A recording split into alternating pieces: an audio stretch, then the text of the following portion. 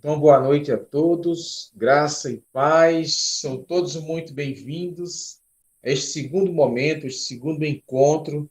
O tema da nossa terça teológica é sobre o Espírito Santo, a pneumatologia, a doutrina do Espírito Santo. Então, temos a alegria de receber nesses dias o pastor Edilson Araújo, que está ministrando conosco hoje, mas já ministrou na última terça e até a próxima terça, com 3 momentos especiais. Nós queremos orar e entregar esse tempo nas mãos do Senhor, que possamos aproveitar bem, aprendendo da palavra, conhecendo Deus que habita em nós. Vamos fazer uma oração?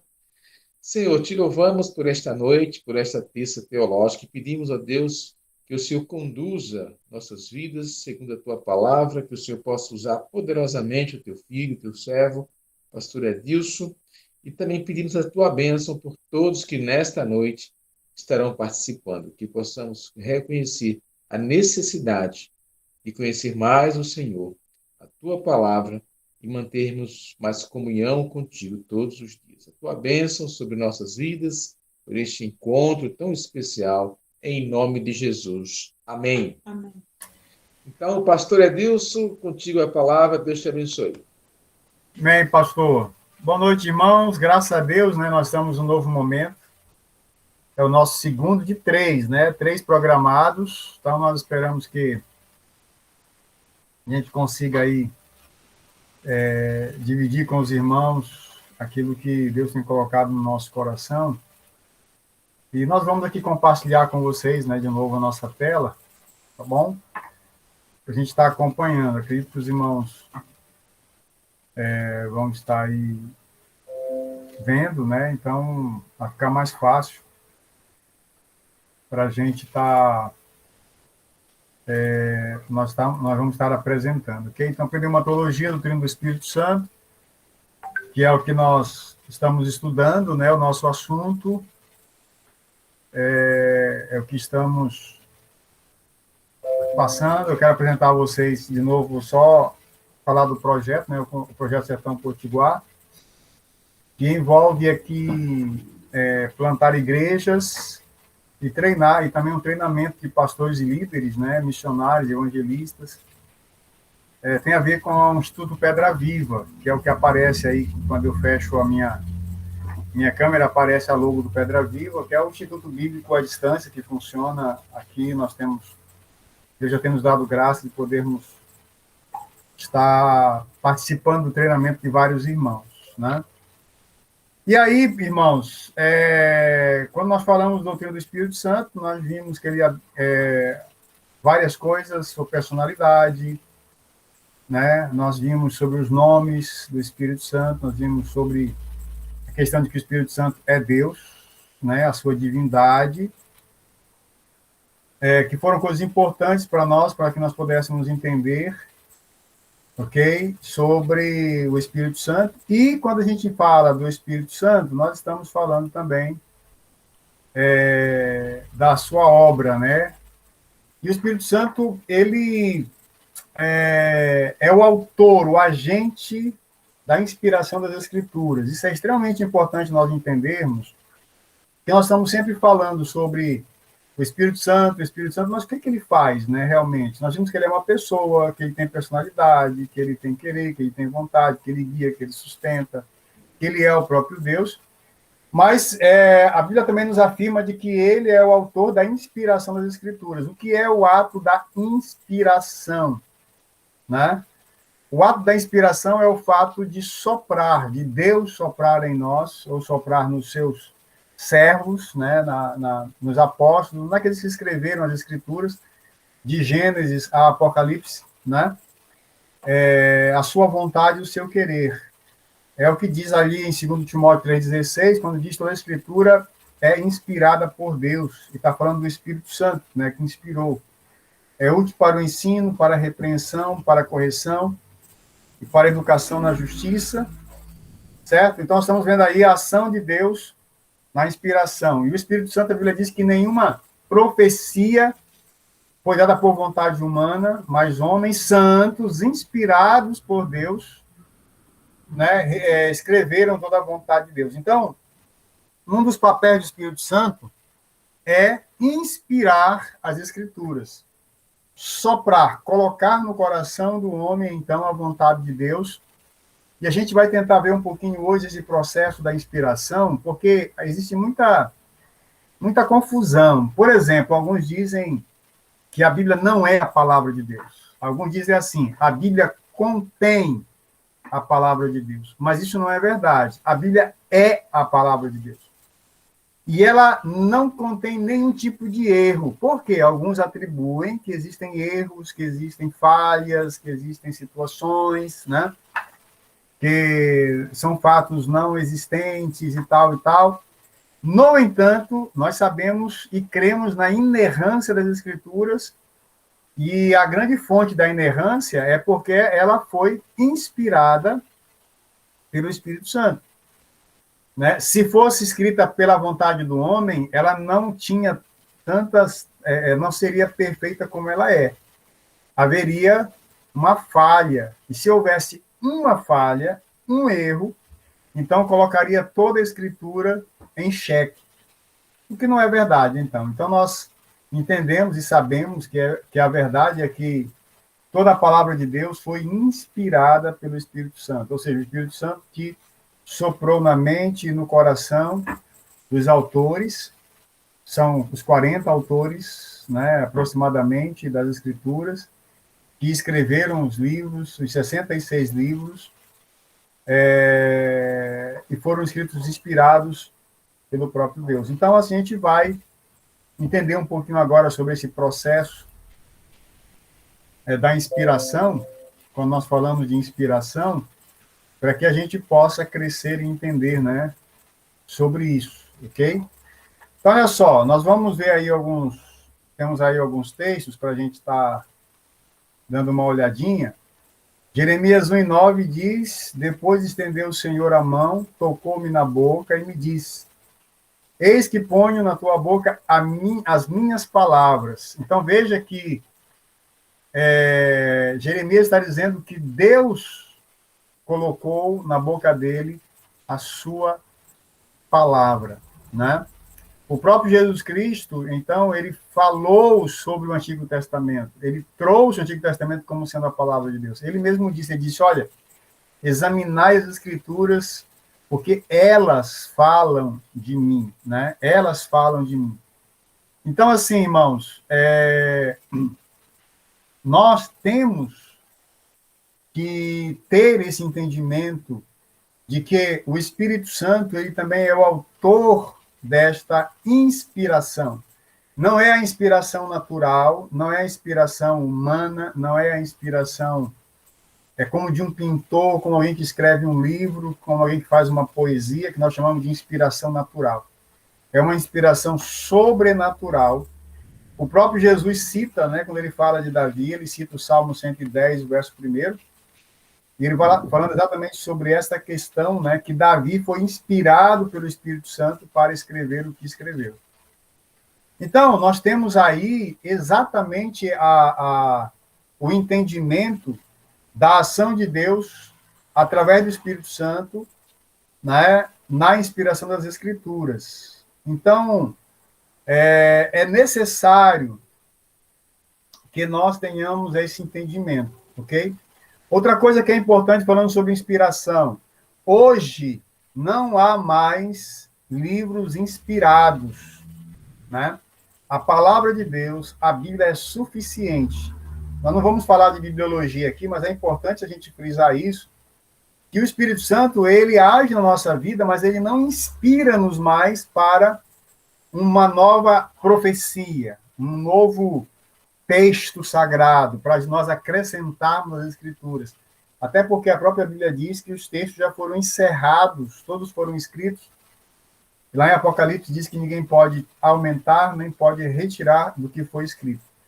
E o próprio Jesus Cristo falou que não ia passar nenhum tio, né, nenhum J, nenhum I, nada ia deixar de se cumprir das Escrituras, porque são profecias de Deus. E nós estamos vendo aí as coisas irem acontecendo, estão acontecendo, porque é a profecia do Senhor. Então, assim, e o que é que nós fazemos, pastor, quando nós pregamos? Nós somos inspirados também? Não. O pastor, o pregador, o orador, esta lição, esta aula, a pregação de domingo à noite que você ouviu, ou que você vai ouvir amanhã, ou está ouvindo hoje em algum lugar, ou vai ouvir, vai em algum culto. Essa pregação, ela não é inspirada por Deus. Nós cremos que há uma orientação do Espírito Santo, o que alguns autores chamam de iluminação, né? No sentido de que o Espírito Santo fala o coração do pregador pela palavra já escrita, já inspirada, e aí o pregador, então, transmite a vontade de Deus daquela palavra que já está escrita. Não há mais textos novos, né?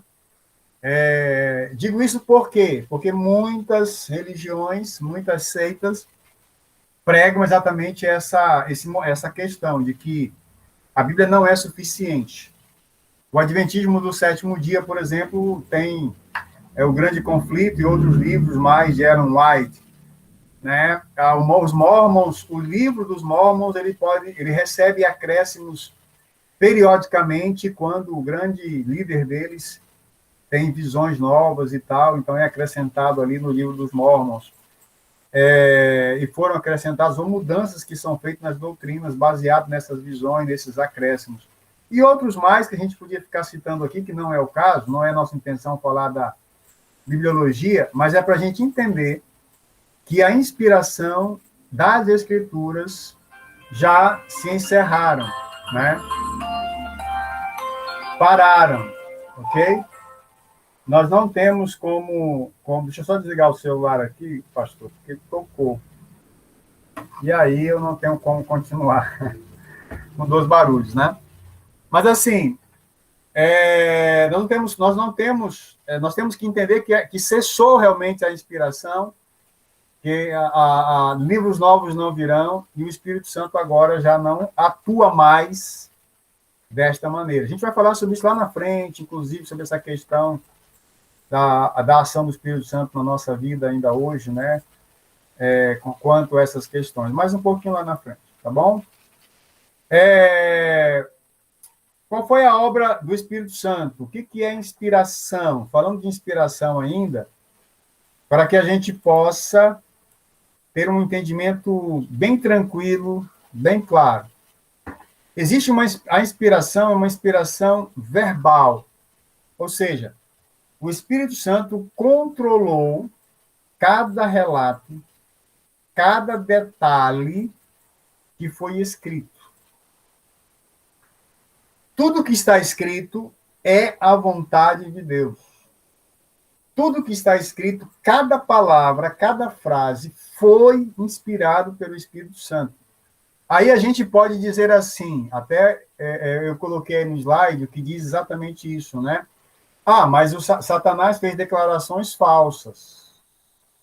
Como é que eu posso dizer que o que ele disse, o que o diabo disse é verdadeiro?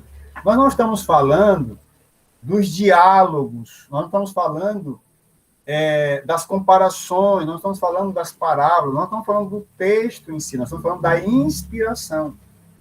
Né? Por isso que nós chamamos de inspiração verbal, certo? A questão ali não é o que o texto está dizendo. Por exemplo, o diabo falou uma mentira lá em Gênesis para Eva, né? E Eva foi enganada. Isso foi inspirado por Deus para ser escrito? Foi. Até porque prova, Moisés, quando escreveu o Gênesis, ele não estava lá. Moisés escreveu algo que o Espírito Santo falou a ele, comunicou a ele, e ele foi escrevendo. Então, é uma inspiração nesse sentido, né? É por isso que nós chamamos de essa inspiração verbal. O Espírito Santo colocou no coração, falou claramente ao coração do autor, e ele foi escrevendo cada texto, né? E alguns textos são narrativos, alguns textos são a nível de poesia, alguns textos são a nível de diálogo, alguns textos são... então, existem vários tipos de textos, né? Mas são textos inspirados, isso não muda, né? Deus preservou, inclusive, a questão do próprio autor, né? A forma do autor escrever. A gente vê que as cartas de Paulo, elas seguem uma forma única de escrita, mas é diferente o formato de se escrever do apóstolo Pedro. né? Ou do apóstolo João. Isso não quer dizer que alguém não foi inspirado. Não, todos foram inspirados pelo Espírito Santo, né? Então, assim, a questão não é se o que foi dito é falso e verdadeiro dentro do texto. A questão é que todo o texto foi inspirado por Deus. Tá certo? Outra coisa importante quando a gente fala de inspiração. A Bíblia não é um livro histórico. Ela tem eventos históricos, ela tem alguns livros que nós denominamos como livros históricos, porque eles narram a história de Deus, mas a Bíblia, ela não é um livro que conta a história como a história do Brasil, ou a história... Não. Todo aquele contexto ali são livros, é um contexto inspirado por Deus. É um livro, sim, de história, da história de Israel, que fala sobre a história de Israel, e o Espírito Santo controlou cada parte da história que deveria ser escrita. Deveria ser escrito. Quando os evangelhos foram escritos, eles tiveram um propósito. O Espírito Santo controlou tudo isso. É interessante o que João diz, né? Quando ele diz assim que se tudo que Jesus fez fosse escrito, não caberia nas bibliotecas do mundo. Ele falava nas bibliotecas daquela época, né? Não cabia nos livros daqueles dias. Essa era a visão dele naquele momento, né? Por quê? Porque eram muitas coisas, né? Mas a Bíblia, irmãos, não é um livro histórico. É um livro que foi inspirado para relatar de forma fiel e exata a vontade de Deus, né? É importante que a gente tenha esse entendimento para que nós possamos, de fato, ter uma visão bem, bem inteligente quando falamos das Escrituras, sabendo que é o livro que foi inspirado. Por que eu estou dizendo isso? Existem muitas críticas que já foram feitas à palavra de Deus, às Escrituras, à Bíblia Sagrada, dizendo, há contradição, existem lugares que são citados que não existem, existem reis que são citados que não existem, né? Então, existem falhas na Bíblia. O que vai acontecendo na medida em que esses questionamentos foram surgindo? Na medida em que esses questionamentos foram surgindo, Deus foi revelando esses questionamentos através da arqueologia, através dos trabalhos de cientistas, principalmente na questão da arqueologia, que foi mostrando que realmente aquilo que a Bíblia dizia era verdade, né? Tem um livro, que eu não sei se vocês conhecem, mas que o tema do livro é assim, e a Bíblia tinha razão, né? Ou a Bíblia tem razão. E é interessante porque o autor do livro, quando ele começou a escrever o livro, ele tinha a ideia de provar que algumas coisas nas Escrituras não eram verdades. Mas aí ele chegou à conclusão de que tudo que estava na Bíblia, de fato, é verdade, né? Ou seja, aquilo que ele intentava virou o contrário, né? O livro acabou sendo uma defesa. A Bíblia não precisa de defesa, mas o livro acabou sendo exatamente uma defesa para aqueles momentos, para aquelas discussões, para aqueles que não acreditavam nas Escrituras, provando assim a inspiração, né, do Espírito Santo, o sopro do Espírito Santo em revelar tudo aquilo aos homens, né? Então, assim, irmãos, quando falamos de inspiração, a Bíblia fala, dá instruções perfeitas em que o Espírito Santo produziu através dos seus autores, falando e colocando a sua vontade na vida dos reis, na vida dos apóstolos, na vida dos profetas, orientando o povo de Deus como fazer, como andar, como agir, né? Ok? Então, assim, há fatos, já falamos um pouco sobre isso, mas vamos lembrar aí, o ponto 4 diz que há fatos que aconteceram até mesmo antes da vivência de quem escreveu. Como é o caso, por exemplo, de Moisés, que escreveu o Gênesis, né? Então, ele escreveu de forma tão detalhada a criação ela é tão certinha, existe uma uma orientação tão clara que não tem como, né, aquilo não ser inspirado.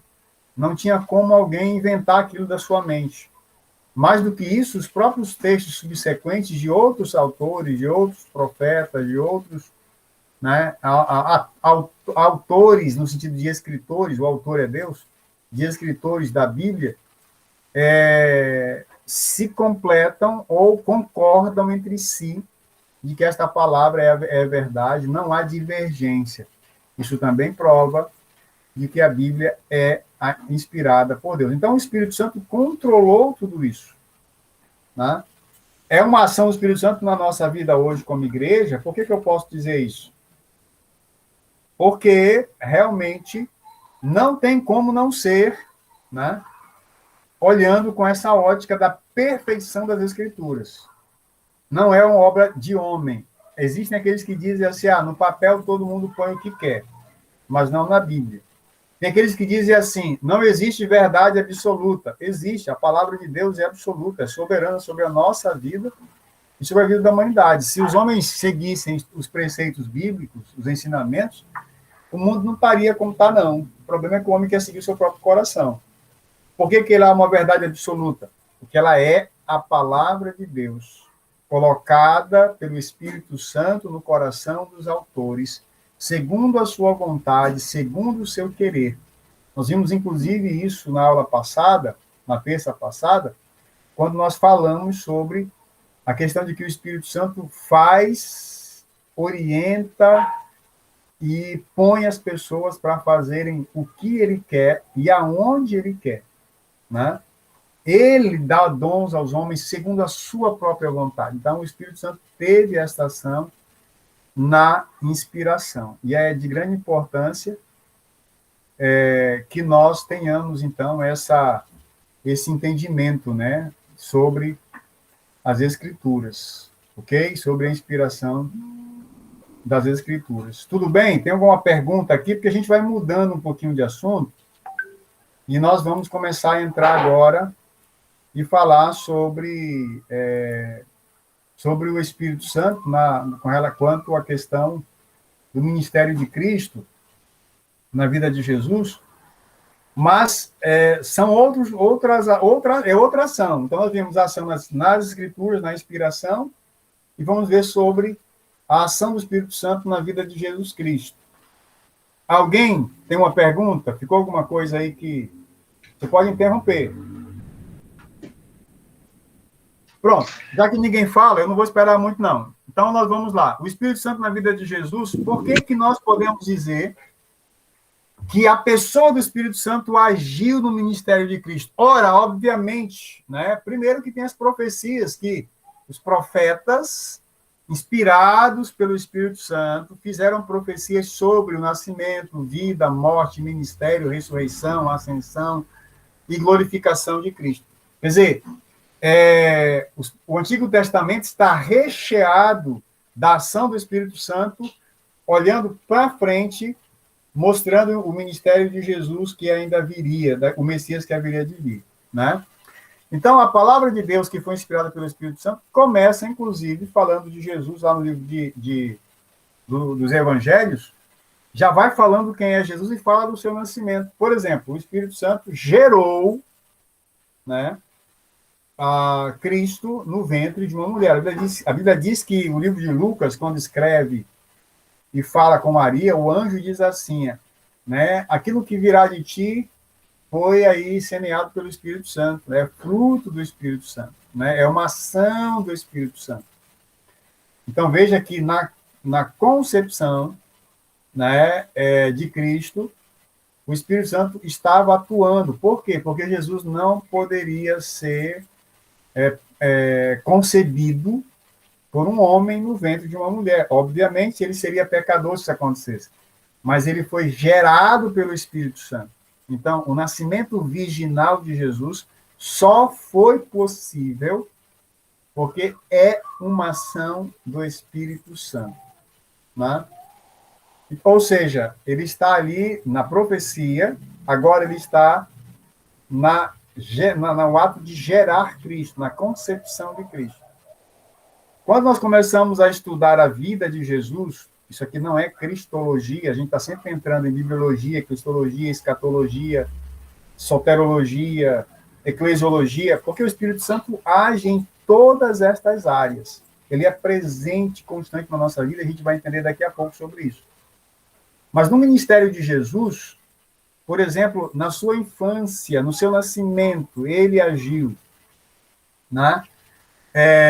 Quando Jesus foi levado ao templo, lá estava Ana, né? E também Ananias, se eu não me engano agora, me fugiu o nome do cidadão, mas eu acho que é esse, né? Não, minha esposa está falando que Zacarias, mas não é não, Zacarias é pai de João Batista, né? Foi Simeão, pronto, lembrei. Simeão e Ana, né? Quando eles foram lá, eles falaram assim, olha, Deus revelou para mim que eu viria o Salvador. E eu vi, eu peguei nos meus braços.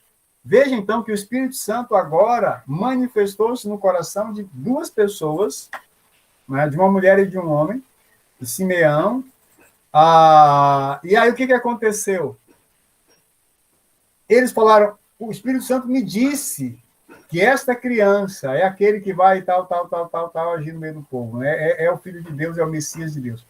Então, veja que na infância de Jesus, na meninice de Jesus, o Espírito Santo já estava agindo. E na sua infância, isso também foi acontecendo.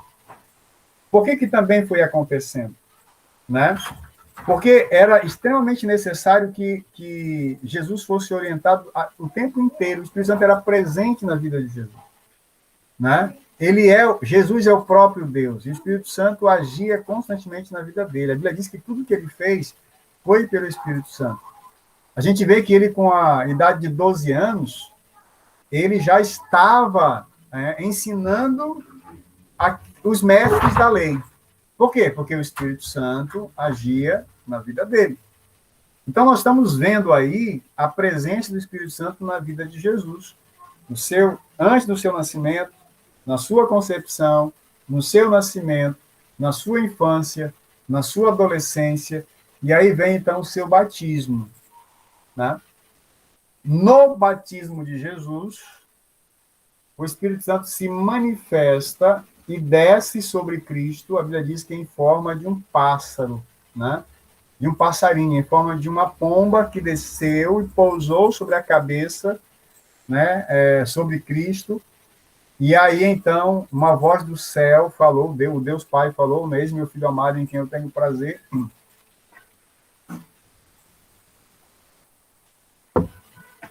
Então, nós estamos vendo aí o Espírito Santo agora, vamos dizer assim, dando o start do início do ministério de Jesus.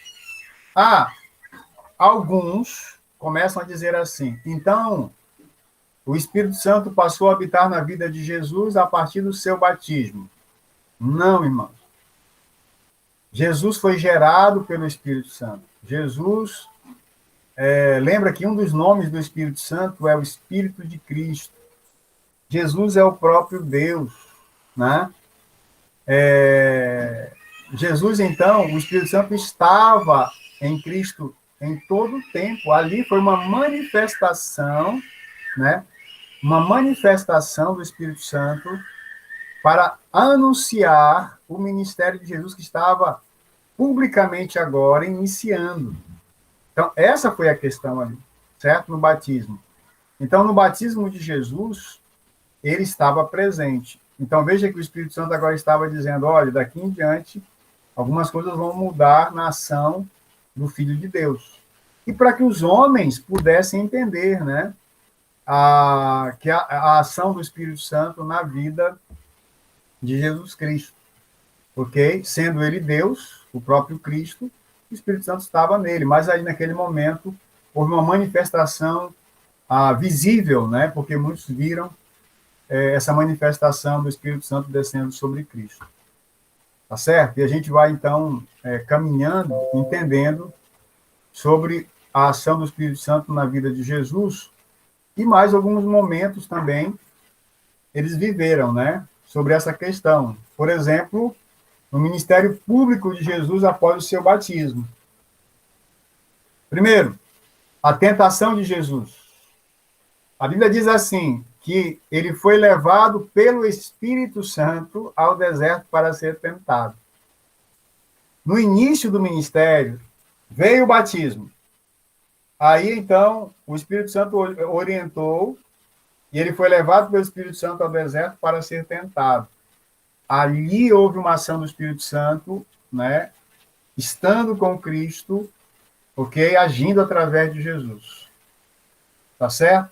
Cristo também, irmãos, a gente sempre coloca que ele exerceu o ministério de profeta, porque ele fez profecias, né? Porque o Espírito Santo estava nele. Aí você pode dizer assim, mas pastor, por que você está dizendo que é uma ação do Espírito Santo se ele era Deus? Porque ele mesmo disse que tudo aquilo que ele fez foi pela ação do Espírito Santo. O Espírito Santo estava agindo na vida dele constantemente, né? Então, assim, ele fala ali, por exemplo, nós temos até o texto aí, né? Quando Jesus declarou na sua mensagem que ele era Deus, ele diz assim, o meu ensino não é meu, e sim daquele que me enviou. Eu não estou falando as coisas só porque eu quero falar. Eu estou falando porque o Espírito de Deus age em mim, porque Deus me enviou para fazer isso, porque o Espírito Santo é quem me orienta e age através de mim. Ele disse que nenhum milagre que ele fez foi por si mesmo, mas pelo poder do Espírito Santo, né? Porque toda a glória, irmãos, é dada a Deus Pai. O próprio Cristo, inclusive, diz que o Pai o glorificou, né? Diante dos homens, ele quer glorificar o Pai. Então, assim, a vida de Jesus sempre foi neste ato de consonância, essa coesão, né, de ações da sua ação com a vontade e a direção do Espírito Santo. Então, os milagres que Jesus realizou foram feitos pelo poder do Espírito Santo. Ok? Então, assim, nós precisamos ter esse entendimento de que o Espírito Santo era o agente no ministério de Jesus Cristo, né? No ministério público de Jesus, tá certo? Era presente ali constantemente. Isso nos leva a entender, então, a ação do Espírito Santo na vida de Cristo. Outra coisa importante, quando falamos da ação do Espírito Santo em Cristo, é sobre o ministério do Espírito Santo na sua morte, né? Olha o que diz o livro de Hebreus, capítulo 9, e o verso 14.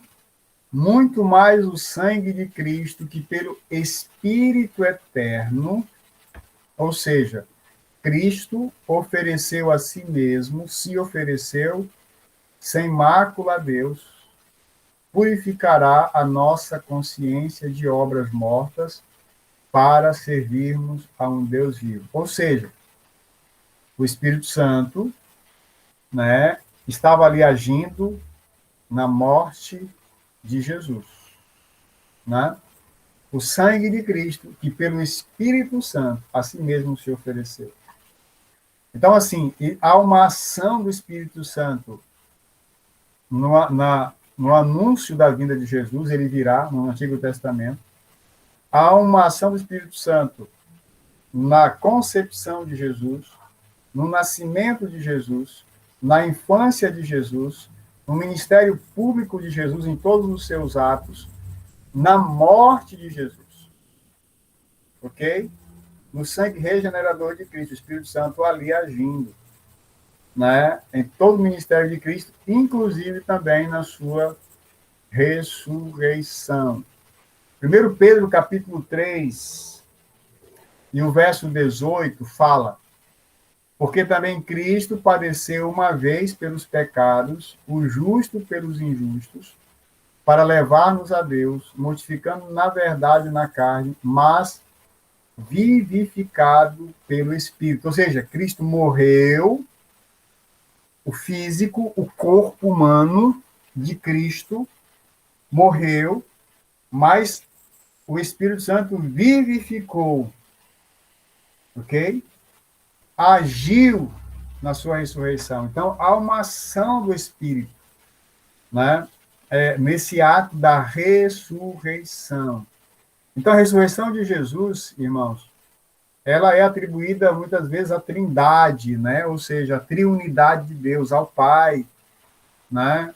A quem é toda honra e toda glória, mas na ação do Espírito Santo está presente, ou a ação do Espírito Santo está presente. Nós temos que ter esta compreensão de que todo o ministério de Cristo, da profecia de Gênesis capítulo 3, verso 15, até a sua ressurreição, e vamos ver agora também, até no que ele continua fazendo ainda hoje, é através do Espírito Santo. Por isso que estudar pneumatologia é extremamente importante nós compreendermos, porque nos ensina sobre o ministério de Jesus também. Aqui é uma aula bem resumida, né? E também é uma aula, não é cristologia. Para a gente entrar fundo nisso aqui, nós temos que falar sobre cristologia para entender cada passo, cada momento desse, que não é o nosso caso agora, né? Quem sabe no futuro a gente vai estar vendo sobre isso, ok? Deu para entender, então, um pouquinho? Alguma pergunta até aqui? Alguma pergunta? Não? Então vamos para frente. Eu não sei se vocês estão com todas as respostas, sabendo de tudo, ou se vocês estão com tantas dúvidas que estão com receio de perguntar. Das duas, uma. Né? Mas tudo bem. No finalzinho, a gente abre e pergunta de novo. Tá ok? Mas você pode participar aí. É só abrir o seu áudio e, de repente, se eu não souber, o pastor Valmir sabe. Ele sabe tudo também. Esse homem aí é doutor da lei. Viu? Amém. Boa noite, meus amados irmãos. Ô, pastor, é que eu estou dirigindo, eu só estou ouvindo a pregação. É que eu estou longe de casa. Tá bom, meu amado? Ok. Tá ok, irmão. Obrigado pela participação. Irmãos, então, falando sobre o ministério do Espírito Santo, olha, nós vimos aqui que ele agiu na vida de Jesus, nas Escrituras, na inspiração das Escrituras, vimos de uma forma, assim, bem superficial sobre inspiração, entendemos o que é inspiração, entendemos que a inspiração é um ato do Espírito Santo nas Escrituras, né, inspirando os homens, os autores a escreverem cada livro, cada palavra, cada história, cada sentença, cada parábola, cada poesia, tudo que há no texto sagrado, tudo que há nas Escrituras, na Bíblia, que é a palavra de Deus, foi inspirado pelo Espírito Santo. Nós vimos que o Espírito Santo agiu em todo o ministério de Jesus, desde as profecias iniciais, em Gênesis capítulo 3, verso 15, até a sua ressurreição. Né? Mas agora também o Espírito Santo ainda age no mundo, né? O Espírito Santo ainda age hoje. Lucas, quando escreve o livro de Atos, ele diz a Teófilo que ele ia escrever aquele livro para ensinar a Teófilo. Olha, Teófilo, eu estou escrevendo isso aqui para que você entenda aquilo que Jesus começou a fazer e continua fazendo. Ele fez e continua agindo, ainda tem um ministério aí que está atuando. Como é que Jesus atua? Através do Espírito Santo. Ele mesmo disse, eu não deixarei órfãos, mas eu vos enviarei o Consolador, que vos ensinará todas as coisas, que vos guiará, que falará por vocês, colocará a palavra na boca de vocês, que vai agir na mente de vocês. Então, assim, tudo isso foi prometido por Jesus. Mas o Espírito Santo também tem um papel que é muito importante, que às vezes nós não conseguimos entender, ou que nós ignoramos, né? Qual é? É que o Espírito Santo age no mundo em alguns aspectos, certo? Não é uma ação permanente, mas ele age no mundo em alguns aspectos. Por quê? Porque o mundo resiste à ação do Espírito Santo, né? E o Espírito Santo convence o mundo do pecado, da justiça e do juízo. Nós sabemos isso de cor. Então, há uma ação do Espírito Santo no coração do homem. Quando eu falo de mundo, eu não estou falando de países, de nações, estou falando das pessoas, né? Então, a gente vê aí que o Espírito Santo, ele convence as pessoas, ele convence o mundo, no sentido de pessoas, de que o homem é pecador, né? Então, ele convence, e ele me convenceu que eu sou pecador, ele convence que esse pecado me leva, ou me coloca debaixo da justiça de Deus, que ela é decisória, ela é definitiva. Se Deus agir com a sua justiça sobre eu, que sou pecador, né, na sua justiça plena, atuante, eu estou condenado a um juízo por causa do meu pecado. Aí ele me ensina também que há uma solução, que é Jesus. E ele age no meu coração. Então, há esse convencimento do Espírito Santo, né? O Espírito Santo está agindo, ok? A Bíblia também nos ensina de que há o espírito do anticristo agindo no mundo. E o Espírito Santo é quem detém ou segura essa ação do diabo, do maligno, para destruir a igreja, destruir a criação de Deus, né? Para resolver todas essas questões, levar os homens ao inferno. O Espírito Santo é quem resiste e sustenta isso no seu poder, com a sua ação, né? O livro de 2 Tessalonicenses diz: e agora sabeis o que o detém, falando do anticristo, né?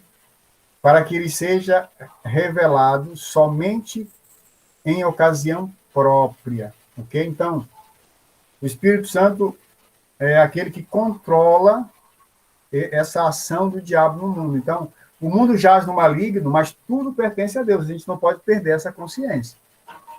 O mundo jaz no maligno, esse mundo é do diabo. Não, esse mundo é de Deus, né? O sistema implantado no mundo por causa do pecado é que é controlado pelo maligno. No entanto, é controlado até um certo ponto. Por quê? Porque o Espírito Santo é quem estabelece os limites para isso. O diabo é controlado, as ações dele, no mundo, pelo próprio Espírito Santo, né? Inclusive a manifestação do anticristo. Certo? Então, assim, nós temos que ter esse entendimento também, né, dessa ação do Espírito Santo quanto ao mundo, né? Então, assim, quando o Espírito Santo veio, ele convenceu realmente o mundo do pecado, da justiça e do juízo. Aí, irmãos, no ato em que eu fui convencido disso pelo Espírito Santo, que estava no mundo, você, que nós fomos convencidos, aconteceu algo que nós chamamos de regeneração. Fomos gerados de novo.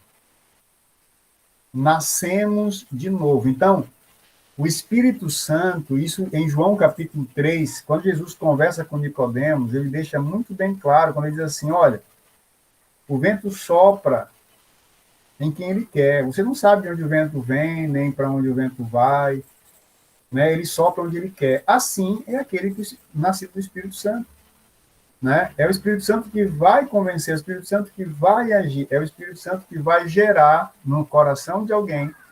Inclusive, ele olhou para Nicodemos e disse, no seu coração, Nicodemos, Jesus falando, esse novo nascimento é necessário, e não te admires de eu te dizer que é necessário nascer de novo. Então, o novo nascimento é uma ação do Espírito Santo na nossa vida, né? Uma nova vida.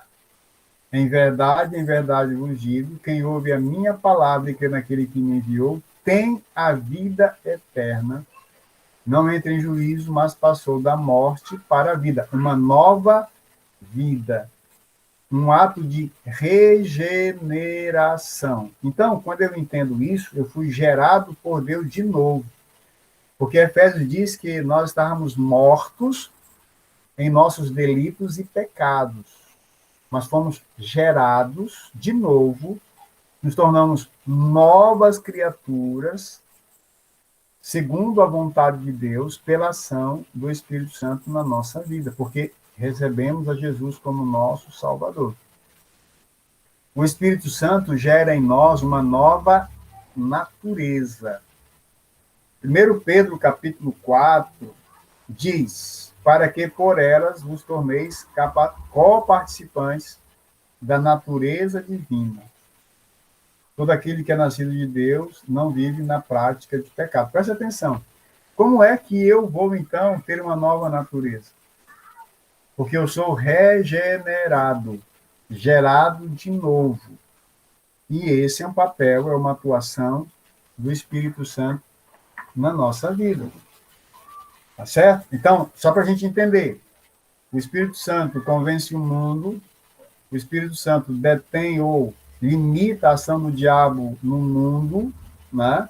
E também o Espírito Santo, quando ele me convence dos meus pecados, da justiça de Deus e de que há um juízo, ele, então, põe no meu coração a fé salvadora, eu sou regenerado, né, gerado de novo, vivificado, recebo uma nova natureza em Cristo Jesus, e essa é uma ação do Espírito Santo na nossa vida. Então, veja só, que há um processo de Deus nessa questão aí. Deus, então, age através do Espírito Santo no ato da regeneração, desse novo nascimento. Até aqui tudo bem, né? Não tem problema com ninguém não, né? Tudo sob controle? Beleza. Se ninguém fala, vocês sabem tudo. Vamos lá, então. Tá tudo ok, tá todo mundo sabendo de tudo, pode continuar. Tá tudo certo. Por que eu estou dizendo isso? Porque vocês estão percebendo que a gente está entrando em assuntos que vão começar a surgir, né? Algumas polêmicas. Por exemplo, a segurança eterna. Eu sou gerado de novo. Eu nasci de novo. Eu sou novo, uma nova criatura. Será que eu posso deixar de ser essa nova criatura? Eu vou perder a minha salvação? Por que eu posso afirmar que eu não perco a minha salvação? O que é que me garante isso? Não sou eu que me garanto. Não é o pastor Valmir que diz assim, ó, quem vier para a minha igreja vai ser salvo. Quem for para a igreja do pastor Valmir por causa dele, não vai ser salvo. Quem vier aqui para o Sumaré por minha causa, não vai ser salvo. Quem nos salva é Jesus. Amém, pastor? Amém. Graças a Deus. Demorou muito. Fiquei preocupado. Mas, assim, é Jesus quem nos salva. Eu não salvo ninguém. Porque se fosse eu, você iria perder mesmo a sua salvação, até porque você nem ia ter ganhado nada. Por que eu posso dizer que eu sou salvo? Porque há uma segurança eterna que o Espírito Santo gera em mim. Pastor? Sim, quem está falando aí? João Evangelista, tudo bom? Sim, irmão, fale. Só reforçar que está realmente muito, muito bom, muito didático, e só reforçando, né? Porque, como você falou aí nessa questão da segurança, da salvação eterna, então, assim, dentro desse contexto dessas teológicas, também a gente já teve todo um ensinamento, né? Reforçando realmente essa questão da segurança, da salvação. Então, tudo que você está colocando aí, ele está só como se fosse sempre reforçando, né, nesse papel do Espírito Santo, aquilo que realmente a gente até trabalhou, ouviu, realmente com relação à segurança da salvação. Então, assim, o que o pastor está colocando aí, realmente é sempre mais um reforço, né, mais um entendimento, assim, uma clareza, vamos dizer assim, né, uma clareza, né, dentro, exatamente na ação agora do Espírito Santo, de uma forma bem didática mesmo, está sendo muito, muito bom.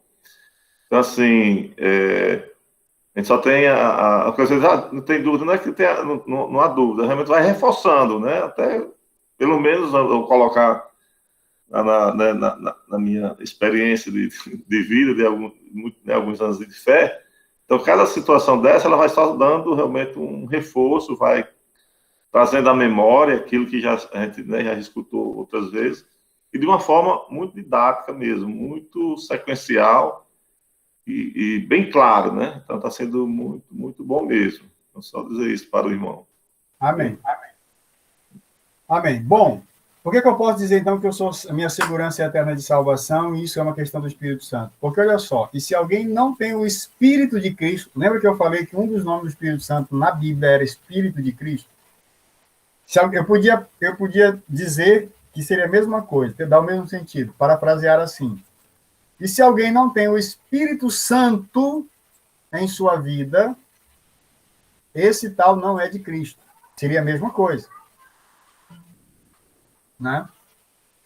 Então, assim, ninguém pode ser salvo se o Espírito Santo não está na vida dele. Ninguém pode afirmar isso. Eu posso afirmar, você pode afirmar, porque nós sabemos que ele está em nós. Então, assim, eu sei que eu não vou perder a minha salvação, porque o Espírito Santo está em mim. Então, isso me dá uma segurança. Eu sou de Jesus, porque o Espírito Santo está na minha vida. Né? Efésios 2:8, que é um dos textos muito conhecidos, diz que a salvação é pela graça, mediante a fé. É um presente dado por Deus, é uma manifestação de Deus numa fé salvadora na minha vida. Não é algo que eu corro atrás e eu pago por aquilo, eu conquisto aquilo, eu faço aquilo e eu tenho como resultado na minha vida. Não, é uma ação de Deus na minha vida. Como é que eu posso dizer isso? Porque Deus é quem tem o poder para, nesse corpo pecador, fazer habitar aqui o seu Espírito Santo. Né? Então, a presença do Espírito Santo, ou a habitação do Espírito Santo, me dá a segurança da minha vida eterna.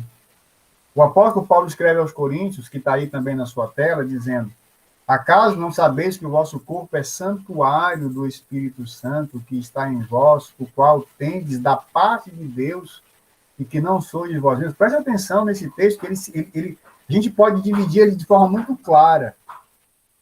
Vocês não sabem que o corpo de vocês é santuário do Espírito Santo? É local de habitação do Espírito Santo? É morada do Espírito Santo? Foi santificado pelo Espírito Santo? Foi separado pelo Espírito Santo? Pronto, uma das coisas. E o Espírito Santo está em vocês, ele habita em vocês, ele mora em vocês, ele é permanente em vocês. E esse Espírito Santo veio da parte de Deus, não foi vocês que colocaram aí, é uma ação de Deus na sua vida. Por isso eu posso dizer, então, que eu sou eternamente salvo. Porque não depende de mim. Se dependesse de mim, se eu pecar, eu perco a minha salvação. Então, eu tenho uma notícia muito ruim para você se você pensa assim. Você já pecou. Todo dia você está pecando. Né? Não, mas a Bíblia é pecado intencional. Me diga aí qual foi a semana que você não pecou. Né? Quando foi que não veio uma palavra, um pensamento, uma ação de pecado na sua vida? Ou seja, você perderia sua salvação. Mas a salvação não depende de mim. Agora, é claro, eu creio também que os salvos não têm prazer em ficar pecando. A Bíblia afirma sobre isso. Né? Por quê? Porque o Espírito Santo habita em mim. Qual é a intenção do Espírito Santo na minha vida? Me tornar santo, separado para Deus. A gente vai ver isso daqui a pouquinho também. Tá bom? Mas para a gente não atropelar, vamos seguir. A habitação do Espírito Santo no crente, ela é permanente. Ela não é esporádica. O próprio Jesus Cristo disse: eu rogarei ao Pai e ele vos dará outro Consolador, a fim de que estejais para sempre convosco o Espírito Santo. O Espírito Santo é permanente. No Antigo Testamento, ele vinha, agia na vida do profeta, na vida do servo de Deus, fazia a vontade de Deus, anunciava a palavra de Deus, e aí então ele deixava o servo de Deus e voltava para o céu, vamos colocar desta maneira, né? Ou deixava de agir. Não havia uma ação permanente, isso fica muito claro. As pessoas eram envolvidas e cheias do Espírito Santo e depois elas voltavam, né? O Espírito Santo voltava para Deus. Cumpria apenas a sua palavra. Hoje, o Espírito Santo é permanente. Né? 100% permanente em nossas vidas. Ele não nos deixa, ele não nos abandona. Ele não sai de nós. Nós entristecemos o Espírito Santo. A Bíblia diz que nós podemos... não apagueis o Espírito, no sentido de restringir a ação por causa dos nossos pecados, nossas iniquidades, mas nós não temos como retirar de nós o Espírito Santo. Dizer assim, vai embora, Espírito Santo, né? Eu não quero mais você na minha vida. Ele é permanente em nossas vidas. Tá ok? Então, há um papel, sim, fundamental do Espírito Santo, né? na nossa vida. Por que eu posso dizer isso? Porque esse Espírito nos guia, né? É quem nos orienta em todos a nossa vida cristã. Esse Espírito é colocado como o penhor, o selo, a garantia da nossa salvação. Né? O penhor é uma expressão usada para algo que garante, né? Algo que dá garantia para outra coisa de grande valor. Então, o Espírito Santo é a garantia da nossa salvação. O Espírito Santo é o selo, né? Efésios fala isso. O selo é a garantia de que aquela carta, quando ela era selada, ela tinha um destino e ela ia alcançar o seu destino. Ela era endereçada a um destino.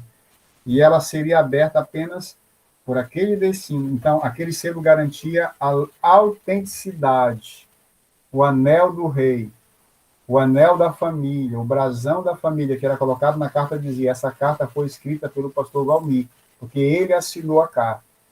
Essa carta, chamada Eu e Você, somos assinados, selados pelo Espírito Santo, e isso nos dá a garantia, né, de que nós somos salvos em Cristo Jesus. Né? Então, veja que há uma ação do Espírito Santo na nossa vida, agora nesse ato da regeneração também, sendo esse autor, garantidor, né, da nossa salvação, agradando a Deus. Ok? Tudo bem? Aí esse é o nosso último assunto para a gente encerrar por hoje, porque nós vamos deixar os mais polêmicos para a semana que vem. Mas a questão de salvação, de garantia, também acho que ninguém tem muitas dúvidas, né? Mas nós temos aí a questão do Espírito Santo na santificação. Eu disse ainda agora que a gente vai falar depois, né? O que é santificação? Santificação, ela nos traz 3 ideias: ideia de consagração, separação e purificação. Então, assim, o Espírito Santo tem como nos dá o dom da santificação, no sentido de que nós somos separados, consagrados para Deus. Somos purificados dos nossos pecados e vivemos santos para o Senhor, né? Somos dele, propriedade dele. Quando falamos dessa santificação, a gente sempre divide a santificação em 3 aspectos bem simples da gente entender. Primeiro, é a santificação posicional, é a nossa posição como filhos de Deus. Nós somos salvos. Na hora em que eu recebi Jesus como meu Salvador, na hora em que nós recebemos a Cristo como nosso Salvador, nós, daquele momento, o Espírito Santo habitou em nós, ou habita em nós, e nós assumimos essa posição de filhos de Deus, de salvos em Cristo Jesus. Ok? Isso não depende de nós. Isso é uma ação de Deus na nossa vida. Ele nos tira do império das trevas e nos transporta para o reino do Filho do seu amor. O Espírito Santo habita em nós, porque ele nos salvou, sendo nós ainda pecadores. Cristo nos salvou, nos regenerou. Né? Então, irmãos, é esse ato da santificação, que nós dizemos assim, instantânea na nossa vida. É a fé salvadora que faz isso. É o Espírito Santo agindo em nós, que nos dá, então, essa posição em Cristo de que somos seus filhos. Né? Então, a primeira forma de a gente ver a santificação é essa santificação posicional. Você é santo, separado para Deus, você é filho de Deus, nada tira isso de você, ninguém tira isso de você.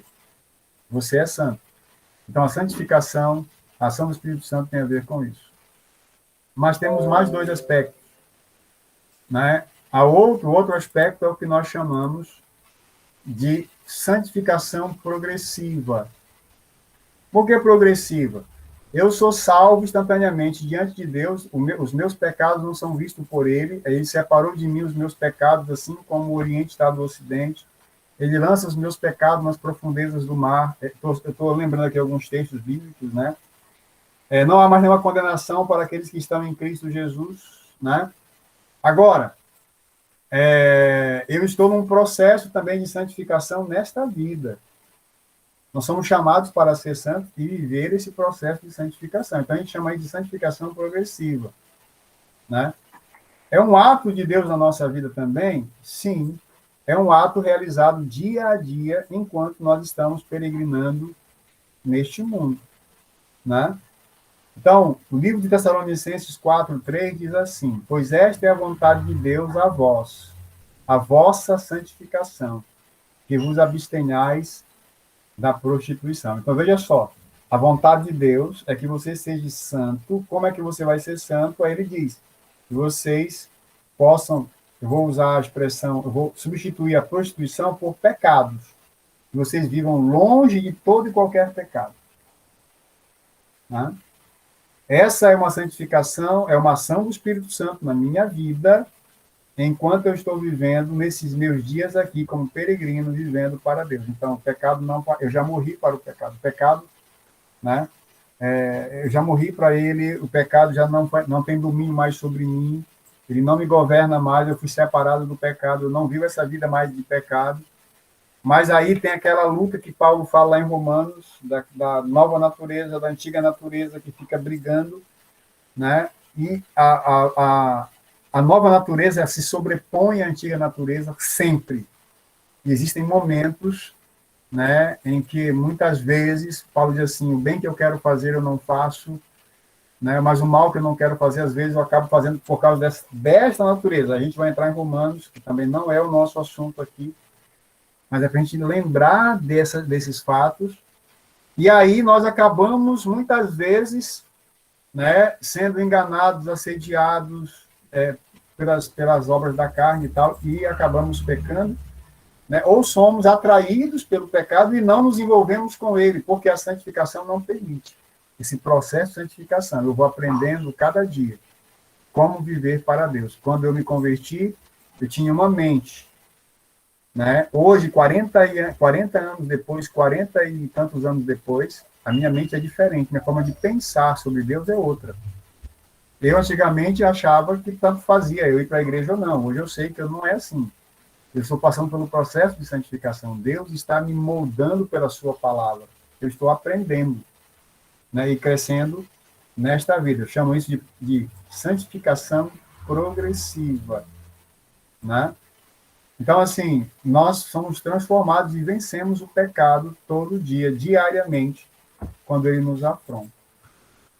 Tá ok? O outro ponto da santificação, da ação do Espírito Santo na nossa vida, é o que nós chamamos de santificação final, né? A glorificação. Amados, agora somos filhos de Deus e ainda não se manifestou o que havemos de ser. Sabemos que quando ele se manifestar, seremos semelhante a ele, porque havemos de vê-lo assim como ele é. Então, qual é o objetivo de Deus? É que um dia nós seremos glorificados.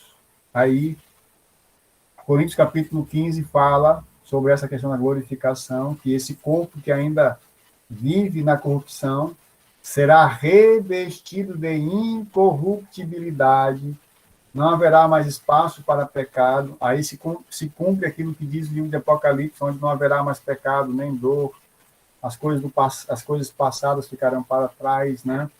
Deus vai criar um novo céu, uma nova terra. Bom, virá a nossa glorificação, então, a santificação final, estaremos para sempre com o Senhor, como muitos textos das Escrituras falam. Né? E para estar diante de Deus, na presença de Deus para sempre, eu tenho que estar exatamente com essa mesma agora posição e também vivendo essa santificação plena na glorificação com o Senhor, que é uma ação do Espírito Santo na nossa vida, tirando toda e qualquer corrupção e pecado da minha vida. Isso vai acontecer, então, depois que formos arrebatados para o céu, ou que o Senhor nos chame pela sua vontade, pelo seu querer. E o Espírito Santo está agindo, então, do convencimento do pecado na minha vida, do novo nascimento, que ele age no meu coração e me dá esse novo nascimento. Então, eu sou regenerado, assumo a posição de filho de Deus, sou transformado, uma nova natureza, sou justificado, sou declarado justo por Deus pela ação do Espírito Santo, sou adotado por Deus, né? porque o Espírito Santo age na minha vida, eu passo, então, a ter a posição de filho de Deus. Eu sou imediatamente santificado, né? Posicionalmente, eu assumo essa posição de ser santo, nada me tira isso, eu sou salvo, e porque o Espírito Santo me selou para a salvação, ninguém nem nada pode me separar de Deus, isso garante, ele é garantidor da minha salvação. E ainda nesta vida eu vivo esse processo de santificação progressiva, porque estamos nesta carne, somos e ainda sofremos os apertos deste mundo. Mas isso não tira a minha posição.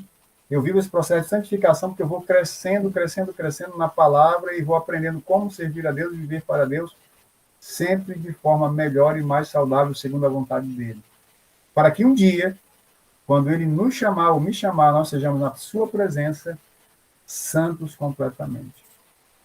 Então, veja que o Espírito Santo tem também uma ação nas Escrituras, na inspiração, uma ação na vida, no ministério, na preparação do ministério, e na vida de Jesus, desde a sua concepção, seu nascimento, sua infância, sua adolescência, seu ministério público, agindo na sua morte, na sua ressurreição, e aí ele age também agora como penhor da minha salvação, né, garantidor da minha salvação.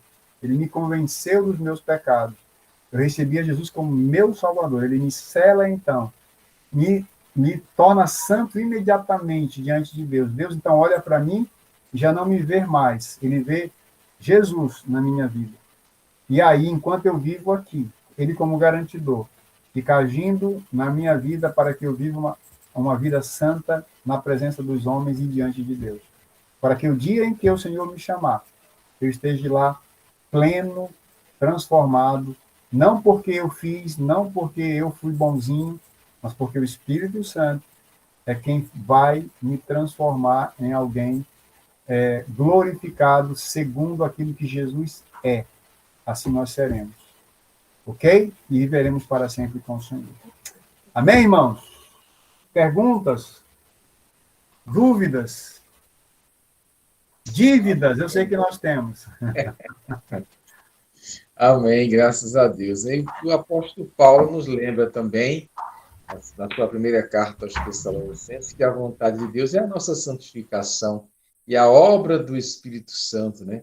Que vai nos dando condição de podermos viver essa santidade, porque foi assim para que Deus nos chamou. Deus nos chamou para, não foi para a impureza, sim para a santificação. Então é maravilhoso lembrar da base. Esse é o fundamento da vida cristã. Hoje nós temos muitas pessoas vivendo o evangelho do medo, da insegurança, da inquietação. Então são pessoas que dormem salvas e parece que acordam sem saber se estão salvas ou perdidas, não sabem o que fazem, continuam, vivem uma vida de insegurança, de medo, e vivendo como se pudessem manter a sua salvação, guardando por sua própria vida e por seu próprio esforço. Então, nós louvamos muito a Deus quando nós somos lembrados da obra do Espírito Santo que nos regenerou. Isso é maravilhoso para nós.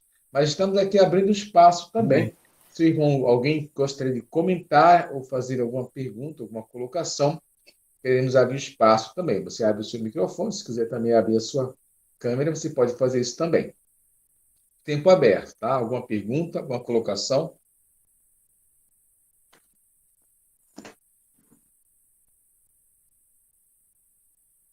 Se não, tá bom, ótimo. Graças a Deus, porque estão acompanhando o estudo, a exposição dessa doutrina muito importante para a Igreja de Jesus Cristo. Precisamos estar firmados. E no próximo encontro, se Deus permitir, nós teremos alguns temas que certamente serão um pouco mais difíceis, um pouco mais polêmicos, mas é importante que você esteja presente também e possa compartilhar com seus amigos e contatos também. O tempo vai estar sempre aberto e o propósito é que possamos alcançar pessoas para estudarem a palavra de Deus e serem fundamentalmente fortes na palavra de Deus. Ok, irmãos? Então, queremos agradecer ao pastor Edilson mais um momento tão especial. E ele mesmo já disse que, posteriormente, ele vai trazer novos momentos, novos temas para a igreja, e a gente quer participar. Então, você também guarda esse tempo com muita alegria, com muita disposição ao coração. Queremos também louvar a Deus por sua presença e que Deus abençoe a todos. Alguma pergunta ainda? Vamos concluir. Eu gostaria de, eu gostaria de perguntar se essas aulas elas vão continuar ou se vai ser só essas 3 aulas. É Não, não. porque a gente é novato, né? Eu tô começando agora e hoje eu me deparei com uma cena assim bem interessante, né? Hoje um amigo meu aqui, né? Ele frequenta em outro ministério e hoje eu fui atrás de uma documentação ali para resolver uns problemas e nós fomos juntos, né? E no meio do trânsito ele falando para mim assim, eu comentei com ele o seguinte, né? Eu falei, eu tô estudando, né? Fazendo parte de um estudo teológico de me ter mais conhecimento, né? Ele falou para mim assim, rapaz, tu tem que orar muito para Deus te dar a direção, porque às vezes a pessoa estuda tanto e não tem tanto conhecimento. Eu fiquei calado, né? Eu não fui bater boca, não fui debater. Mas assim, mesmo eu não entendendo muito das coisas, a gente consegue perceber, mesmo você sendo leigo em relação a tudo isso, que é através desse tipo de pensamento que se formam os falsos profetas, né? Aquelas pessoas que se baseiam vamos se dizer assim, em algumas coisas criadas por elas mesmas. Porque se fosse somente para você abrir a sua Bíblia, e como muitos dizem, Deus falou comigo para dizer isso daqui para os irmãos, para que existiriam as faculdades? Para que vocês estudaram tanto para estar, tipo assim, hoje em dia, assim, tá prestando esse 1 hora, 1 hora e meia de estudo para nós? Sim. Apesar de eu não conhecer muito, mas hoje eu valorizo muito, muito, muito mesmo, e agradeço a Deus por Deus ter me dado essa oportunidade de perceber como existem pessoas que, sei lá, às vezes assim, usam de má fé. Muito obrigado, viu, meus irmãos? Obrigado mesmo, viu? Obrigado Ótimo. por esse espaço aqui. Obrigado por vocês estarem disponibilizando o tempo de vocês para nos ensinarmos cada vez mais para que nós não sejamos enganados futuramente. Sim. É nosso tempo. Esse mesmo link você pode, a cada terça-feira, acessar, né? Nós temos vários convidados, neste caso agora é o pastor Edilson, e depois, em novos momentos, nós temos outros pastores que são convidados com temas diversos. Então, como essa terça teológica ela é aberta, livre, os irmãos podem também compartilhar. E é um ministério da nossa igreja onde a gente convida pessoas, irmãos que participam conosco, ensinando as escrituras na escolha de temas variados, muitas vezes sugeridos por nós, ou mesmo pelo orador, de modo que o nosso propósito é que a igreja seja edificada, os irmãos recebam direção, orientação da palavra de Deus. Então, muito bem-vindo a cada encontro, todos são muito bem-vindos. E aí, a gente quer reforçar o convite para a próxima terça e sempre que estiverem disponíveis, podem acessar o link, não muda, e depois, se quiserem também estar recebendo da igreja os temas, as divulgações, é só nos passar pelo número do WhatsApp e a gente vai divulgando. E na próxima terça-feira a gente pega os seus contatos e a gente vai fazendo isso também. Você já vai sabendo qual tema você vai estudar, quem é o orador, a data, o horário, tudo certo. Sempre às terças-feiras, tá bom? Então, um prazer mesmo, Manuel. Deus te abençoe e te fortaleça a cada dia crescendo na graça e no conhecimento de Jesus. E assim, nós queremos encerrar esta noite com mais uma oração, concluindo esse tempo com muita alegria, louvando ao Senhor pela palavra e pela disposição do pastor Edilson em ministrar a palavra do Senhor. Pastor Edilson, muito grato mesmo. Amém, pastor. Eu que agradeço a oportunidade. Deus é bom, né? Vai nos ajudar. Amém. Deus abençoe os irmãos. E assim Todos a nós. gente conclui. Vou convidar Lúcia para orar conosco, encerrando esta noite. Oremos então. Pai, nós louvamos o teu nome, agradecidos pela tua palavra, que é viva e eficaz e que fala aos nossos corações. Louvamos pelo Espírito Santo que habita em nós e que intercede por nós. Obrigada pela ação do Espírito Santo em nossas vidas. Obrigada pelo pastor Manuel que nos trouxe a palavra. Usa o teu servo a cada dia para que ele possa estar ensinando e pregando o evangelho a tantos quanto possam ouvir. Que essa noite seja uma noite onde nós possamos colocar em prática aquilo que nós aprendemos e que sejamos cada vez mais não apenas ouvintes, mas praticantes da tua palavra. Pois é em nome e por amor de Cristo que nós oramos agradecidos. Amém. Amém. Deus abençoe a todos. Um abraço, pastor Edilson. Um abraço a todos os irmãos. Durmam em paz e até o próximo encontro, se Deus permitir. Boa noite. Boa noite. Boa noite, irmão. Boa noite a todos. Boa noite.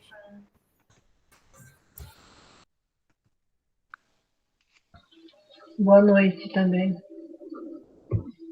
Boa noite.